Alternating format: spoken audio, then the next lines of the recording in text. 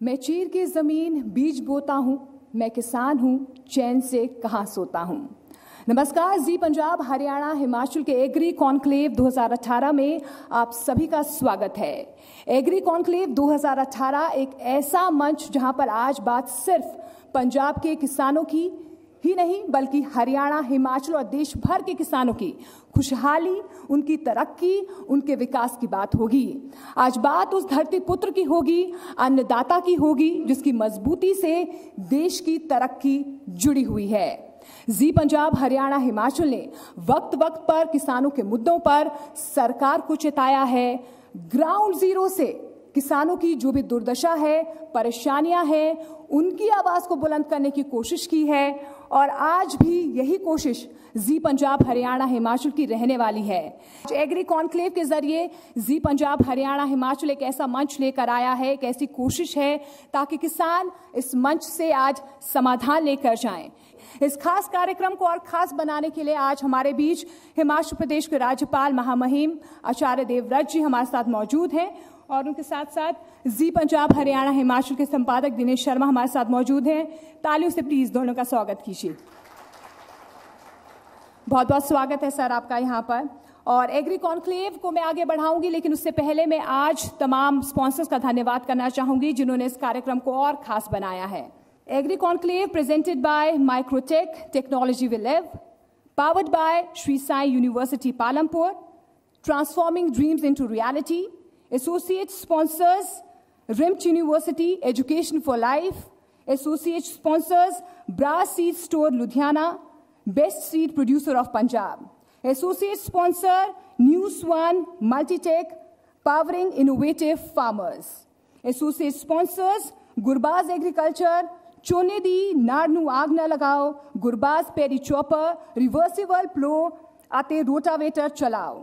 Associate sponsors travel tip, tourist visa की दुनिया में एक विश्वसनीय नाम travel tip. Pioneer immigration meet, ICCRC member DR Ravi Garg. Maxworth export trade private limited, tourist visa की दुनिया में जाना पहचाना नाम Maxworth the complete visa solutions. Doctor Shada Medilife Ayurvedic clinic, हुन गोडे बदलाण दी लोड़ नहीं, गोडे दवाई नाल ही ठीक कीते जांदे हन। मोडेस्टो क्रॉप प्रोटेक्शन प्राइवेट लिमिटेड, नाम है विश्वास का। Knowledge partner Chandigarh university with best placement. Associate sponsor है सवा स्वान सीड्स, सवा स्मार्ट धान, खुशहाल हर किसान।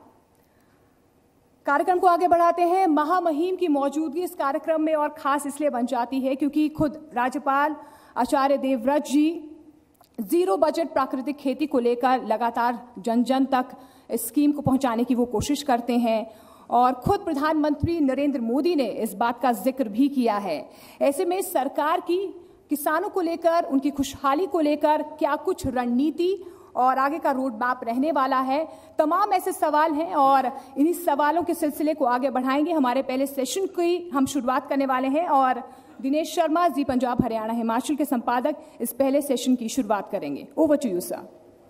धन्यवाद मोनिका। और सबसे पहले राज्यपाल महोदय आपका बहुत बहुत स्वागत। जो मीडिया एडवाइज़र हैं राज्यपाल महोदय के शशिकांत शर्मा, उनका भी धन्यवाद करना चाहूँगा, स्वागत करना चाहूँगा। और तमाम जो किसान यहाँ पर हैं और किसान नेता यहाँ पर हैं, छात्र हमारे साथ हैं, उन सब का भी स्वागत करना चाहूँगा। और ये जो पूरा एक एग्री कॉन्क्लेव है, इसका ये कहा जाए कि हम, क्योंकि जी पंजाब हरियाणा हिमाचल लगातार पिछले 4-5 साल से किसानों के मुद्दे, किसानों के इश्यूज उठाता आया है, तो हमने ये पहल इसलिए की है कि इससे, इस मंथन से, इस मंच से किसानों के लिए आगे की दिशा, फ्यूचर में क्या क्या हो सकता है, ताकि जो आज देश भर में जो किसान एक तरह से कहा जाए कि सरकार की तरफ देख रहा है, राज्य सरकारें हों या केंद्र सरकारें हों, वो एक दिशा दिखाएं, तो उस सब पर ये मंथन है और इस मंथन से हमारी कोशिश रहेगी कुछ निकल कर आएगा। आचार्य जी, सबसे पहले तो मैं आपसे अनुरोध करूंगा कि आप अपनी बात सबके सामने रखें। सर्वप्रथम मैं जी न्यूज़ चैनल पंजाब, हरियाणा, हिमाचल को बधाई देता हूं और उनका धन्यवाद भी करता हूं कि उन्होंने किसानों की वर्तमान समस्याओं को ध्यान में रखते हुए उसके स्थायी निदान के लिए इस प्रकार का आयोजन किया है कि जिसमें हम मंथन कर सकें और किसान की स्थायी रूप से समस्या का समाधान हो। इस दिशा में आपकी पहल का बहुत धन्यवाद और स्वागत है। किसान बंधुओं, सबसे प्रथम आज हम दो प्रकार की मुख्य रूप से खेती करते हैं पूरे विश्व के अंदर। इस समय जिस खेती का प्रचलन है उसको रासायनिक खेती बोलते हैं। आज से लगभग 40-50 वर्ष पहले भारत में खाद्यान्न का अभाव हुआ और उस समय एक हरित क्रांति के नाम से एक अभियान चला कि विदेशों से हमने आयात किया यूरिया, डीएपी और आजकल हम हाइब्रिड बीज भी उन्हीं से ले रहे हैं और पेस्टिसाइड का बहुत बड़ा अंधाधुंध प्रयोग उस काल में हुआ। वो समय की एक मांग थी, वो काम ठीक था, इसका विरोध नहीं है, लेकिन एक जो बहुत बड़ी गड़बड़ हमारे किसानों के साथ हुई वो क्या हुआ कि हमने अपनी परंपरागत खेती को पूर्ण रूप से त्याग दिया और जो पाश्चात्यकरण था खेती का उसको पूर्ण रूप से स्वीकार कर लिया और अपने खेतों में हमने यूरिया, डीएपी, पेस्टिसाइड आदि का प्रयोग करना शुरू किया तो उससे अन्न का उत्पादन बढ़ा, इसमें दो मत नहीं है। लेकिन आप में कुछ किसान बंधु बैठे हैं, वो मेरी बात का समर्थन भी करेंगे कि जिस समय हमने यूरिया, डीएपी का प्रयोग किया तो 1 एकड़ में लगभग 20-25 किलो हम यूरिया, डीएपी डालते थे और उससे उत्पादन पर्याप्त बढ़ता था। लेकिन लगातार प्रयोग करने के कारण इस समय क्या है कि हम 1 एकड़ में एक फसल में 4 से 5 थैले डालना शुरू कर गए और उत्पादन फिर भी घट रहा है।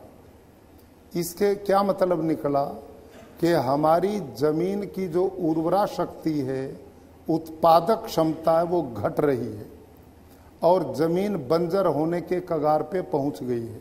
जब से हरित क्रांति आई उससे पहले कोई डायबिटीज को जानता था? नहीं जानता था। कोई कैंसर को जानता था?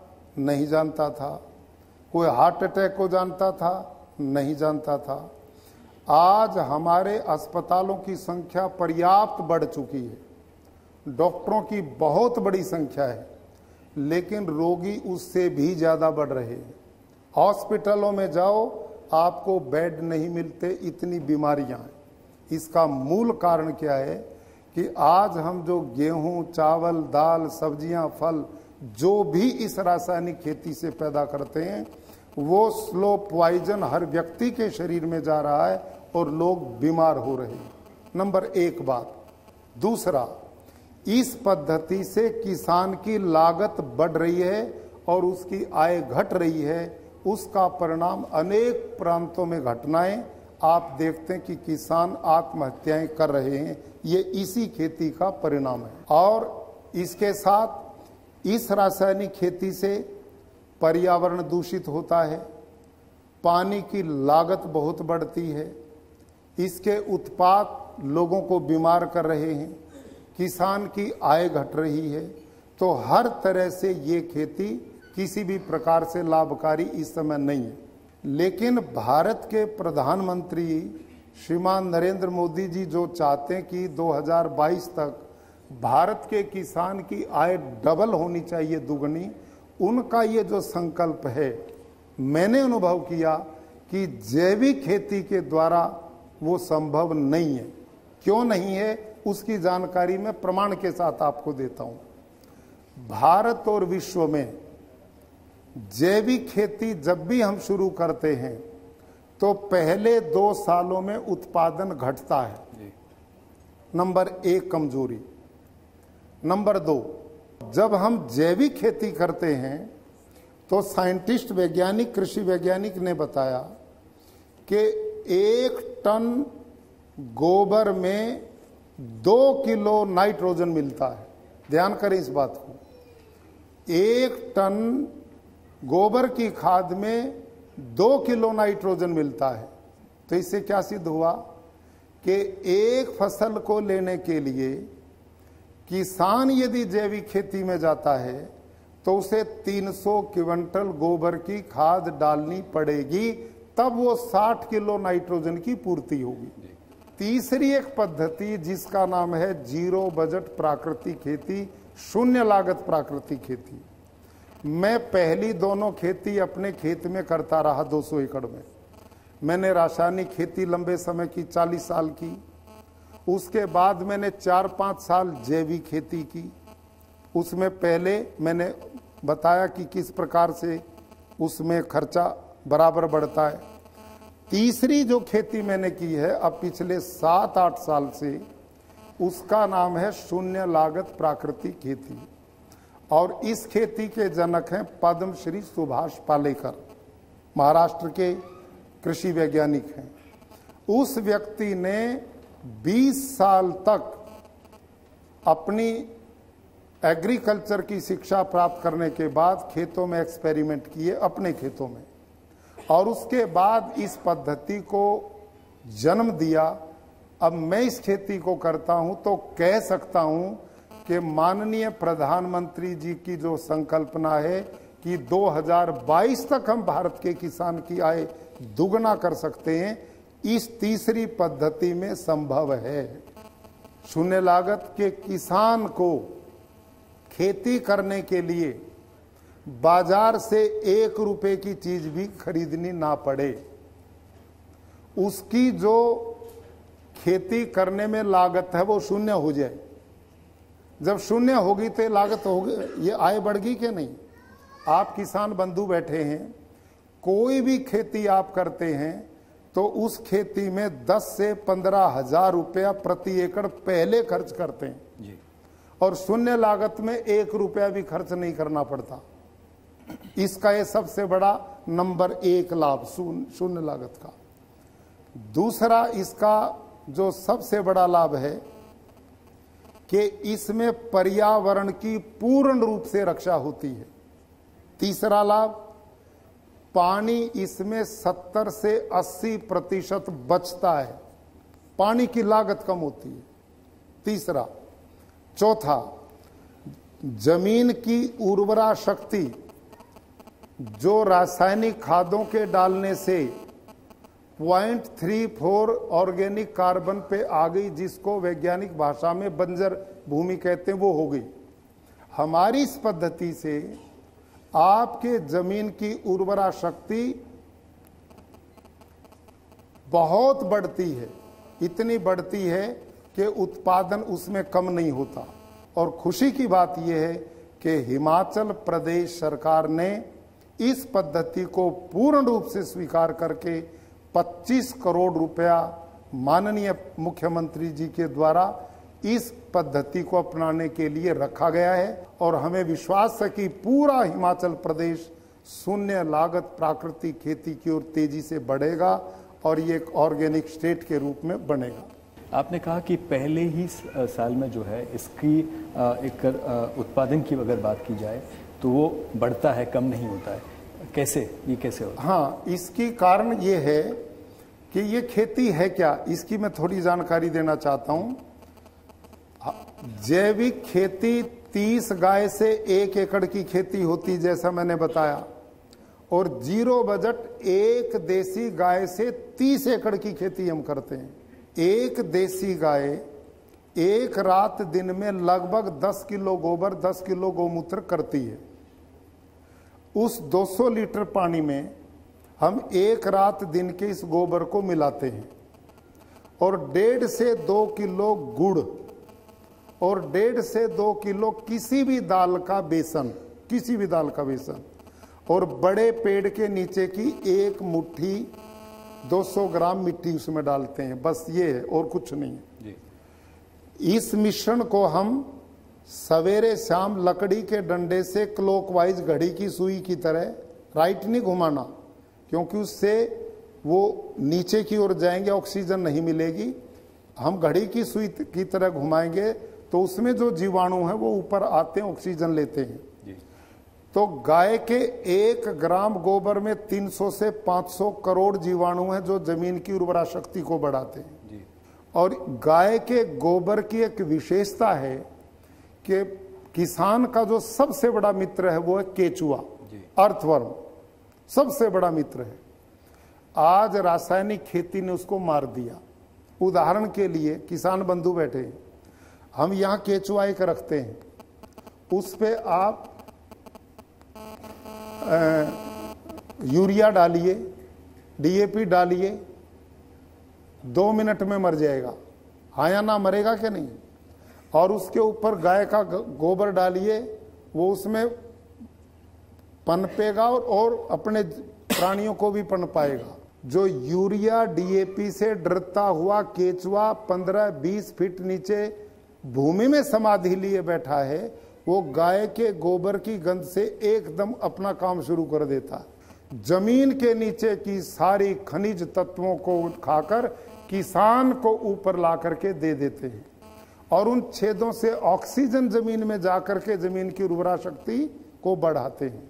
तो हम जिस खेती की ओर प्रदेश को, देश को बढ़ाना चाहते हैं, जीरो बजट प्राकृतिक खेती को, इसके माध्यम से इन तत्वों की स्वाभाविक रूप से पूर्ति होगी। और ये खेती बिल्कुल फ्री, निशुल्क है, क्योंकि गाय किसान की अपनी है। किसान गन्ना खुद पैदा, गुड़ अपना बनाता है, किसान खुद दालें अपनी पैदा करता है, मिट्टी उसके खेत की है। तो गांव का पैसा गांव में, शहर का पैसा भी गांव में, तो किसान की खुशहाली का रास्ता ये बन सकता है। इसमें उत्पादन कम नहीं होगा, पर्यावरण बचेगा, जमीन की उर्वरा शक्ति बढ़ेगी, पानी की बचत होगी, खाने वाला बचेगा और उत्पादन करने वाला किसान भी डबल आय उसकी होगी। आचार्य जी, हम सवाल लेंगे। यहाँ जो किसान हैं, यहाँ जो छात्र हैं, हमारे बीच में हिमाचल के जो राज्यपाल आए हैं, इसने 3 टंक की खेती के जो नुक्ते हमारे से साझे करे हैं, तकरीबन हम सहमत हैं। पर मेरा ये सवाल है, प्योर देसी गऊ पूरे भारत में जितनी चाहिए, क्या भारत सरकार जब किसी सूबे के पास है? पहला सवाल जी है नहीं मेरी जानकारी मुताबिक। और जो हमारे से ढंग तरीके खेती के बताए जाते पिछले समय से, आज भी बता रहे राज्यपाल साहब, ये तो किसान तो करने के लिए तैयार है। मंडीकरण की किसी भी बात नहीं, किसी भी सरकार ने नहीं करती भी। मंडी में पैदावार जाके उसकी किसान की जेब में क्या पड़ेगा, ये कोई भी चिंता की बात नहीं करता। ये किसान का बड़ा गंभीर मसला है। जितना चिर देश की खेती नीति ठीक नहीं बनेगी, उतना चिर किसान का भला होने वाला नहीं। स्वामीनाथन फार्मूला ही दब के रखा है पिछली सरकार ने, अब दब के रखा है, तो हमारा भला जल्दी जल्दी नहीं होने वाला। हम तो हर तकनीक अपनाई है, अपनाने के लिए तैयार हैं। राज्यपाल का हम स्वागत करते पंजाब के किसान की तरफ से। जी धन्यवाद आचार्य जी। मंडीकरण की समस्या हमारी खेती में आ ही नहीं सकती। जीरो बजट में जितना लाभ आप रासायनिक खेती से करते उससे ज्यादा होता है। रासायनिक खेती की मार्केट जो आपकी वर्तमान में मेरी जीरो बजट का आपको प्रैक्टिकल बताता हूं। मेरी गेहूं खेत में खड़ी थी और 4,000 रुपए प्रति क्विंटल के हिसाब से लोगों ने बैंक में पैसे जमा करा दिए। एडवांस में, फसल नहीं आई थी। लोगों में विश्वास पैदा होना चाहिए कि ये बिल्कुल शुद्ध जीरो बजट है, उसमें मिलावट नहीं, उसमें यूरिया नहीं रात को डाला जाता, ओरिजिनल है, ये प्रमाण होना चाहिए। आप इस पद्धति को हमारे खेत में जाओ और ट्रेनिंग फ्री हम देते हैं, कोई पैसा नहीं लेते। जी, आप इसको सीखो और बढ़ाओ। जी जी। जी, एक और सवाल लेना चाहेंगे हम। सर 1960-65 तक भी इस देश में ऑर्गेनिक खेती होती थी, यूरिया आया नहीं था इस देश में, डीएपी आया नहीं था, एनपीके आया नहीं था, और लगभग हम ऐसे ही करते थे। और उस समय सर हमको विदेशों से मंगाना पड़ता था। आज हम आत्मनिर्भर हुए सर, इससे हमारा क्या प्रोडक्शन लॉस तो नहीं होगा कोई? जी जी, जैविक खेती जो आपने केचुए की है उससे उत्पादन घटेगा जी, लेकिन जीरो बजट से उत्पादन नहीं घटेगा। हम अपने खेतों में करते हैं तो वो जो खतरा है वो इसमें नहीं है। आचार्य जी, बहुत बहुत धन्यवाद आपका कि आपने अपनी बात जो शून्य लागत खेती है उसके बारे में ना सिर्फ किसानों को बल्कि हमारे जो व्यूअर्स हैं, जो यहाँ छात्र हैं, जो अब आजकल जो ट्रेंड है, ट्रेंड में नए नए जो युवा हैं, जो छात्र हैं, वो भी इसकी और अग्रसर हो। आपने उनको मोटिवेट किया, अपनी बात रखी। और हम यहाँ कुछ किसान हैं, हमने एक ये कहा जाए कि उनको सम्मानित करने के लिए एक एग्जाम्पल्स जो हैं, इंस्पिरेशन जो हैं लोगों के सामने हैं, उनको भी हम चाहेंगे कि आप सम्मानित करें। मोनिका। Thank you sir. तो आज किसानों की खुशहाली का दिन है। उनके जो भी किसानों के लिए विकल्प हो सकते हैं या सोच जो है, नई तकनीक है, उसके बारे में हम लगातार बातचीत कर रहे हैं। और ऐसे में ये मंच कहीं ना कहीं आज उन किसानों को भी सम्मानित करने का है जिन्होंने कृषि और बागवानी में एक अलग मुकाम हासिल किया है। और सबसे पहले हम बात करेंगे बिलासपुर के ऐसे किसान की। कहते हैं कि अगर आप में हुनर है तो आप कहीं ना कहीं उस हुनर को दिखा ही देते हैं। बिलासपुर के एक ऐसे किसान हैं विनोद सोनी।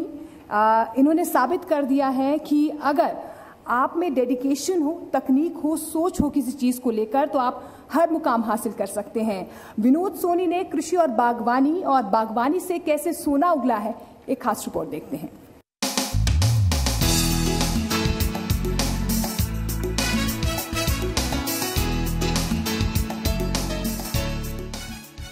विनोद सोनी ने सुनार का काम छोड़कर कृषि और बागवानी के क्षेत्र में ऐसा करके दिखाया कि सभी उनके मुरीद हो गए।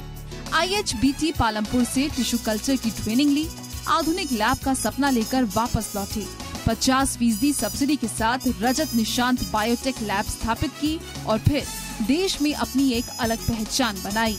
विनोद की लैब में इंग्लैंड से एप्पल रूट स्टॉक को टिश्यू कल्चर के साथ मल्टीप्लाई कर पौधे तैयार किए जाते हैं जो ठंड ही नहीं बल्कि 40 डिग्री तापमान वाले गर्म इलाके में भी पनप सकते हैं और 2 साल में ही फल देने लगते हैं। आज हमारे पास एक बहुत बड़ा बल्क, हम 4 से 5 लाख प्लांट टिश्यू कल्चर के माध्यम से MM सीरीज के ईस्ट मालिंग स्टेशन इंग्लैंड से जो सीरीज आई हुई है उसके हम ये प्लांट तैयार करते हैं। हमारे साथ हमारे हिमाचल प्रदेश के तथा बाहरी राज्यों के लगभग 80 से 90 लोग इस लेबोरेटरी के अंदर कार्यरत हैं जो काम करते हैं और अच्छी सैलरी ले रहे हैं और पड़ोस के लोगों को बहुत अच्छा रोजगार है। विनोद की लैब में एप्पल के साथ साथ पियर और चेरी के भी पौधे तैयार किए जाते हैं। यहाँ तैयार किए गए पौधों की सिर्फ हिमाचल प्रदेश ही नहीं बल्कि उत्तराखंड, अरुणाचल प्रदेश और जम्मू कश्मीर में भी काफी डिमांड है। विनोद सोनी की मेहनत, काम के प्रति उनकी निष्ठा और एक अलग सोच के चलते आज उन्हें जी पंजाब हरियाणा हिमाचल एग्री अवार्ड मिल रहा है। विनोद सोनी जी ने 50% सब्सिडी के साथ रजत निशांत बायोटेक लैब स्थापित की है और अब अपनी लैब में एप्पल के साथ साथ पियर और चेरी के भी पौधे तैयार किए हैं। एक जोरदार तालियों से प्लीज।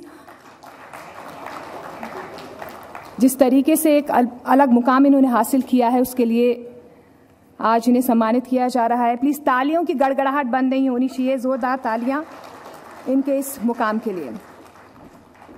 और इससे पहले कि मैं आगे बढ़ूं, मैं चाहती हूं Ashish Sehgal CEO Zee media corporation limited please वो मंच पर आए। एक बार जोरदार तालियों से प्लीज उनका स्वागत कीजिए, आशीष सहगल।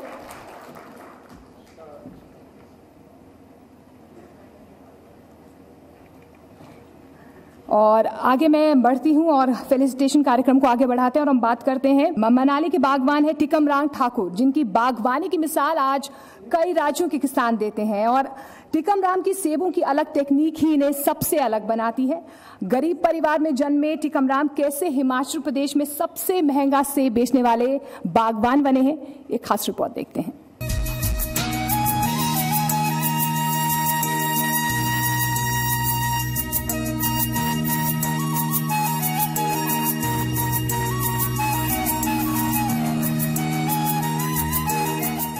मनाली के टीकम राम ठाकुर दूसरों के लिए प्रेरणा बन चुके हैं। 25 बीघा जमीन पर 6 साल में टीकाराम ने सेब का ऐसा बागीचा तैयार किया जिसे कई राज्यों से किसान देखने आते हैं।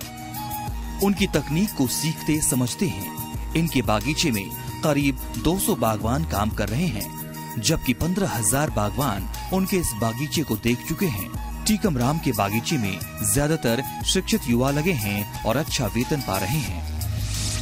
टीम के रूप में मेरे पास लगभग 200 किसान हैं। जहाँ तक सवाल मेरे बगीचे देखने का, तो लगभग 15,000 किसान मेरे बगीचे देख के चले गए हैं। तो इसमें हमारे बगीचे में लगभग जम्मू कश्मीर से, हिमाचल प्रदेश के कोनों कोनों से किसान यहाँ आते हैं। जो छोटी मोटी तकनीक हमने यहाँ अडॉप्ट की उसको देखते हैं। कुछ लोगों ने विदाउट एक्सपेरिमेंटिंग, कोई उनके पास कोई एक्सपीरियंस नहीं था इन चीज़ों का, कहने लगे कि नहीं ये चीज़ नहीं होती, हमने करके देखी। जब हमने ये परसेप्शन तोड़ दिया कि नहीं ये चीज़ ऐसे होती है, तो आज वही लोग हमसे मार्गदर्शन लेते हैं। टीकम राम गरीब परिवार में जन्मे, कभी उनकी आलोचनाएं होती थी, लेकिन आज आलोचना करने वाले ही उनसे सलाह लेने लगे हैं। टीकम राम हिमाचल प्रदेश में सबसे महंगा सेब बेचने का खिताब भी हासिल कर चुके हैं। टीकम राम का मकसद वादियों से युवाओं का पलायन रोकना है, युवाओं को कृषि के क्षेत्र में जागरूक करना है। अब तक 5,000 देवदार के पौधे लगा चुके हैं, लेकिन उनका सपना जीवन में 1 लाख पौधे लगाने का है। टीकम राम की इस उपलब्धि के लिए जी पंजाब हरियाणा हिमाचल उन्हें सम्मानित कर रहा है। और अब मैं आमंत्रित करना चाहूंगी टीकम राम जी को, प्लीज वो मंच पर आएं और ये सम्मान हासिल करें, और तमाम हमारे गेस्ट उन्हें इस सम्मान से नवाजें। जोरदार तालियां प्लीज। तालियों की गड़गड़ाहट बंद नहीं होनी चाहिए। धन्यवाद टीकम राम जी। और अब आगे बढ़ते हैं और अब बात करते हैं एक युवा किसान की। शिमला के कोटखाई इलाके में रहने वाले युवा बागवान संजीव चौहान ने सेबों की कई किस्मों की पैदावार में महारत हासिल की है और कई लोग इनसे बहुत कुछ सीखते हैं। एक खास रिपोर्ट देखते हैं इनके सफर पर।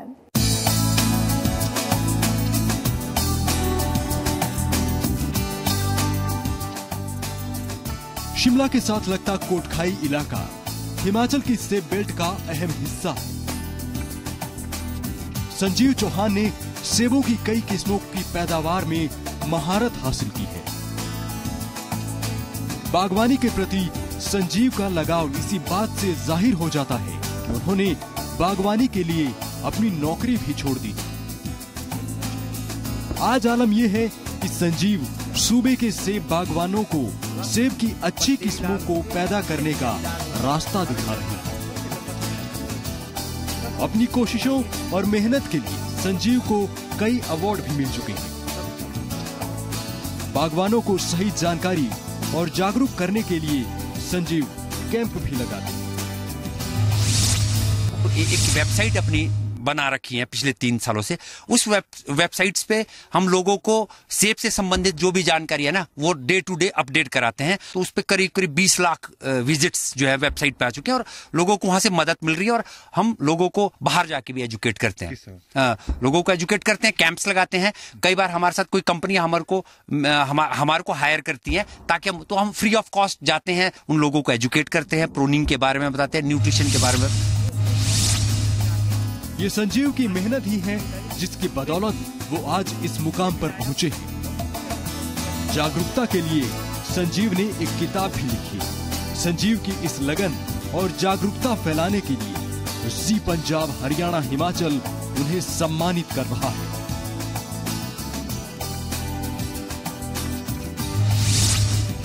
और अब मंच पर संजीव चौहान जी को मैं आमंत्रित करना चाहूंगी। प्लीज जोरदार तालियों से संजीव चौहान जी का स्वागत कीजिए।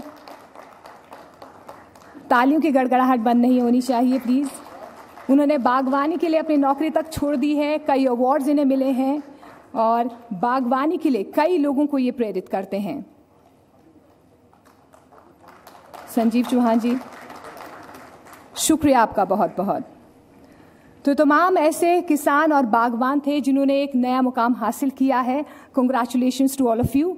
और अब मैं चाहूंगी कि जी पंजाब हरियाणा हिमाचल के संपादक दिनेश शर्मा और आशीष सहगल जी, जी मीडिया कॉर्पोरेशन के सीईओ, प्लीज मंच पर आएं और कुछ शब्द कहें। आपका बहुत बहुत धन्यवाद मुझे यहाँ बुलाने का। जी मीडिया काफ़ी दिनों से इस एग्री कॉन्क्लेव को मंच पे लाना चाह रहा था और आज अपना गवर्नर जी के साथ हमारे को ये मौका मिला है और हम चाहेंगे कि हम किसानों के लिए और जितने भी प्रोग्राम हो सके टीवी के ऊपर ज़्यादा से ज़्यादा शुरू करें। दिनेश जी ने इसमें पहल ली है, ना ही हम सिर्फ पंजाब में, हम अक्रॉस द कंट्री इस प्रोग्राम को लेके जा रहे हैं और हर जगह इस चीज़ की प्रगति, किसान की प्रगति के ऊपर इस पे काम करेंगे।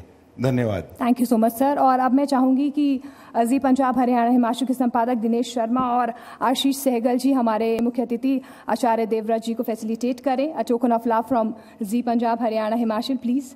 तालियों की गड़गड़ाहट बंद नहीं होनी चाहिए, प्लीज जोरदार तालियां। आचार्य देवव्रत जी हमारे इस मंच पर आए, बहुत सारी बातें उन्होंने साझा की है। आपका बहुत बहुत शुक्रिया आचार्य देवव्रत जी कि आपने अपना कीमती वक्त निकाला और इस कार्यक्रम में खास हिस्सा बने। और आपको बता दें कि दूसरे सेशन में हमारे साथ पंजाब के मुख्यमंत्री कैप्टन अमरिंदर सिंह शामिल होने वाले हैं, तो प्लीज़ आप लोग अपने सीट पर बैठे रहिएगा और थोड़ी ही देर बाद हमारा दूसरा सेशन यहाँ पर शुरू होगा।